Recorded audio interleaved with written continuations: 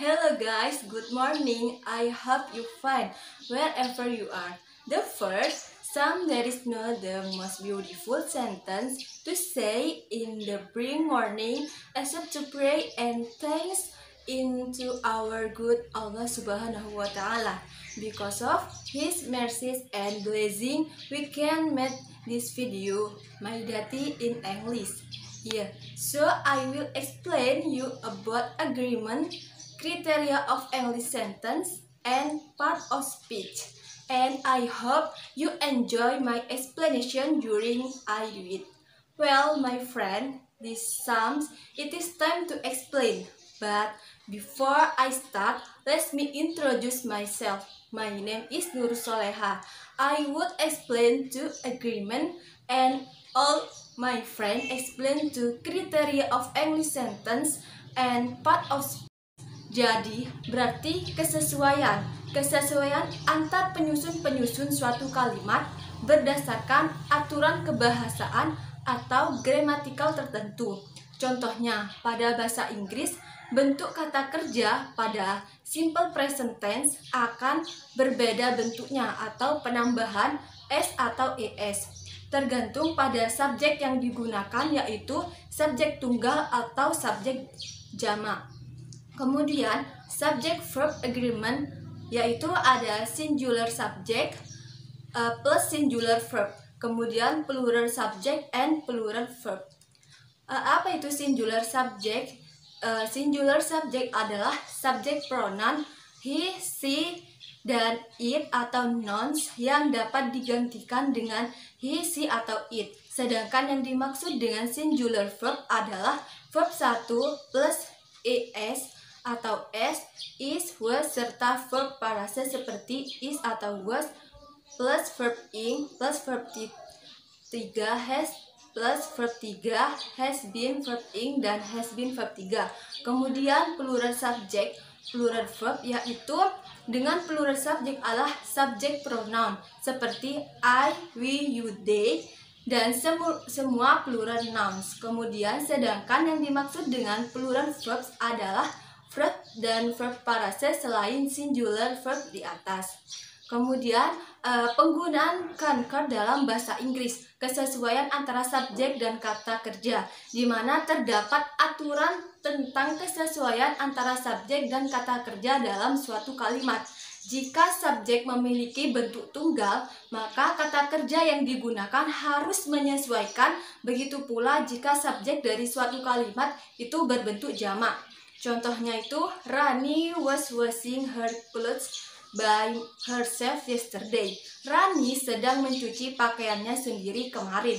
Kemudian di sini ada beberapa bentuk kata ganti tak tentu, ada anybody siapapun, anyone siapapun, anything apapun, each setiap, kemudian ada either salah satu, everybody setiap orang, everyone setiap orang, everything semua hal, nobody tak seorang pun, no one tak seorang pun, somebody seseorang, someone seseorang. Ketika subjek suatu kalimat dilengkapi dengan several, but, others, many, atau few, maka kata kerja yang digunakan adalah kata kerja bentuk jamak. Contoh kalimat, many students are joining English competition in Surabaya. Banyak siswa yang mengikuti kompetisi bahasa Inggris di Surabaya. Kemudian, jika kata kerja kolektif digunakan sebagai subjek dalam suatu kalimat, maka bentuk kata kerja yang digunakan adalah bentuk tunggal. Kata benda kolektif dapat berupa kata benda suatu satuan ukuran, uang, ataupun waktu. Contoh kalimat, 4 hours is enough time to finish reading these 2 journal. 4 kilogram is enough for cooking. 4 jam adalah waktu yang cukup untuk menyelesaikan membaca 2 jurnal ini. Kemudian 4 kg sudah cukup untuk memasak. Kemudian jika kata benda yang memiliki sifat jamak dilekati oleh the pair of, maka kata kerja bentuk tunggal, yaitu contohnya the purse in that store is really expensive. A pair of table is broken. Sepasang sepatu di toko itu benar-benar mahal, sepasang meja rusak. Kemudian jika suatu kata benda dilekati oleh every atau each dan menjadi subjek dari kalimat, maka kata kerja yang digunakan adalah bentuk tunggal. Contoh kalimat, every student in this class join English program every week. Itu termasuk predikat tunggal. Setiap siswa di kelas ini mengikuti program bahasa Inggris setiap minggu. Kemudian kesesuaian antara kata ganti dan yang mendahului dari kata ganti. Agreement in number untuk bentuk kata yang mendahului kata ganti tersebut. Contohnya itu, my brother Terry had to finish his annual report this night, di mana adikku berusaha keras untuk menyelesaikan laporannya tahunannya malam ini. Kemudian concord dapat dibedakan menjadi beberapa jenis, yaitu ada 3 jenis. Yang pertama, concord of pronoun. Number 2, concord of number. Kemudian yang ketiga di sini ada concord of tense. Di mana yang pertama, concord of pronoun adalah persesuaian antara kata benda atau noun dengan kata ganti atau pronoun. Contohnya itu, my father's sister wanted me to see her at the office. Di mana itu termasuk adalah past tense.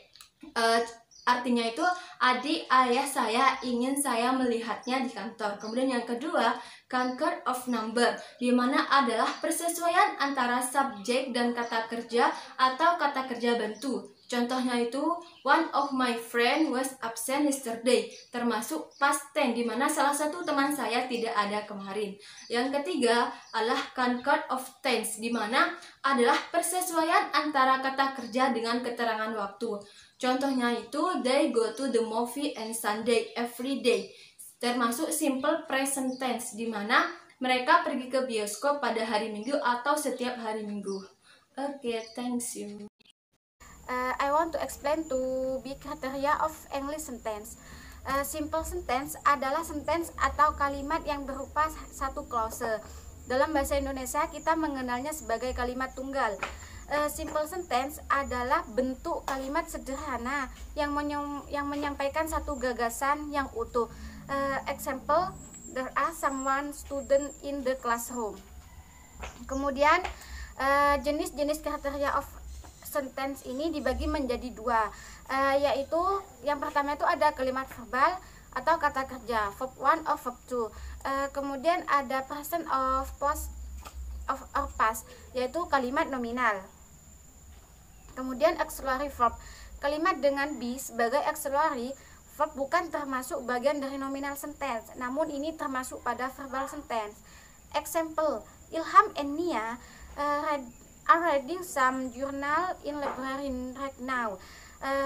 Ilham dan Nia sedang membaca jurnal di perpustakaan saat ini. Kemudian kalimat berdasarkan fungsinya, yaitu kalimat yang dibedakan berdasarkan predikatnya dibagi menjadi 4 macam. Yang pertama itu ada kalimat deklaratif, question, imperatif, and exclamatory. Kemudian kalimat deklaratif yaitu kalimat yang berupa pernyataan, baik itu pernyataan positif maupun negatif, dan bisa juga disebut dengan kalimat yang bersifat fakta atau opini. Example, we have class in English program every week. Kami memiliki kelas dalam program bahasa Inggris setiap minggu. Question sentence yaitu yang terdiri dari 5W 1H. What, why, when, where, and who. Example, how old are you? Kemudian imperative sentence. Imperatif adalah kalimat yang berisi perintah untuk melakukan sesuatu maupun perintah yang tidak melakukan sesuatu atau larangan. Example, don't be nosy, open the door. Kemudian exclamatory, yaitu kalimat yang berupa ungkapan perasaan, baik berupa perasaan sedih, senang, kecewa, marah, dan lain sebagainya. Kemudian kalimat berdasarkan penggunanya. Kalimat yang dibedakan berdasarkan predikatnya dibagi menjadi 4, yaitu kalimat simple, compound, kompleks, and compound kompleks. Kemudian Simple sentence. Simple sentence adalah kalimat yang hanya terdiri dari subjek dan satu predikat saja. Example, we study English in the morning. Kami belajar bahasa Inggris pada pagi hari ini. Kemudian compound sentence. Compound sentence secara bahasa berarti kalimat majamu setara. Compound sentence adalah kalimat yang terdiri dari dua atau lebih subjek serta predikat yang dihubungkan dengan conjunction. Kata hubung and, or, so, however, yet, and, but. Kemudian complex sentence. Complex sentence di sini yaitu secara bahasa berarti kalimat majemuk bertingkat. Complex sentence adalah kalimat yang terdiri dari dua atau lebih subjek dan predikatnya. Namun berbeda dengan compound sentence. Complete sentence harus terdiri dari main clause and subordinate clause. Kemudian compound complex sentence. Secara bahasa compound complex sentence berarti kalimat majemuk campuran. Compound complex sentence merupakan kalimat yang terdiri dari tiga atau lebih subjek dan predikatnya. Kalimat compound complex mengandung unsur coordinating, conjunction atau yang disebut dengan kata hubung yang ada compound and complex and sentence. Atau cara mudahnya dapat dikatakan bahwa sentence ini memiliki main clause serta subordinate clause yang lebih dari satu. Part of speech. Part of speech merupakan bagian mendasar dalam suatu kalimat. Part of speech adalah jenis-jenis kata dalam bahasa Inggris atau bagian-bagian dasar dari kalimat bahasa Inggris. Untuk membentuk kalimat berbicara berbahasa Inggris, kita harus menggunakan part of speech. Part of speech dibagi menjadi 8, yaitu yang pertama noun, yang kedua verb, yang ketiga adjective, yang keempat adverb, yang kelima pronoun, yang keenam preposition, 7 conjunction, dan ke-8 interjection. Kegunaan part of speech dalam kalimat. Setiap kata dalam bahasa Inggris memiliki jenis-jenis tertentu yang dengannya dapat diketahui fungsi atau kegunaan kata tersebut dalam kalimat. Oleh karenanya, mempelajari part of speech merupakan langkah awal dari beberapa fase untuk memahami bentuk-bentuk kalimat dalam bahasa Inggris. Penguasaan pada pembahasan ini akan sangat membantu kita dalam memahami beberapa hal tersebut. 1. Memahami tiap-tiap jenis kata yang terdapat dalam bahasa Inggris. Yang kedua, mengerti cara menempatkan kata dalam kalimat dengan tepat bahasa Inggris. Yang ketiga, memahami dua bentuk utama dalam kalimat berbahasa Inggris. Yang keempat, yaitu menguasai comprehensive English tense. Speak dalam bahasa Inggris dibagi menjadi 8 atau biasa disebut dengan istilah pancavit, yaitu pronoun, adjective, conjunction, adverb, verb, interjection, dan preposition.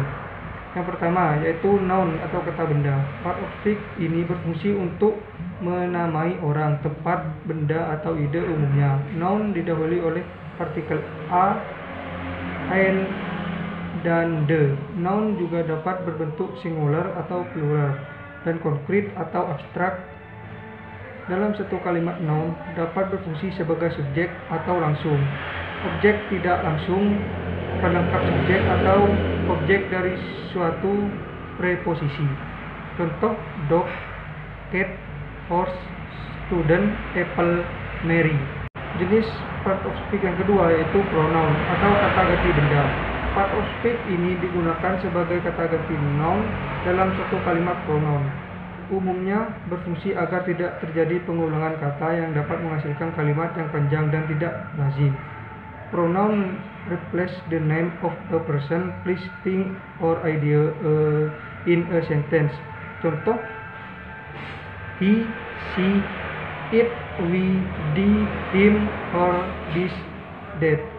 Dari contoh di atas, noun adalah by once dan pronoun yang menggantikannya adalah she. Noun yang digantikan oleh suatu pronoun disebut antecedent. Terdapat 6 jenis pronoun, yaitu personal pronoun, indefinite pronoun, possessive pronoun, reflexive pronoun, relative pronoun, demonstrative pronoun.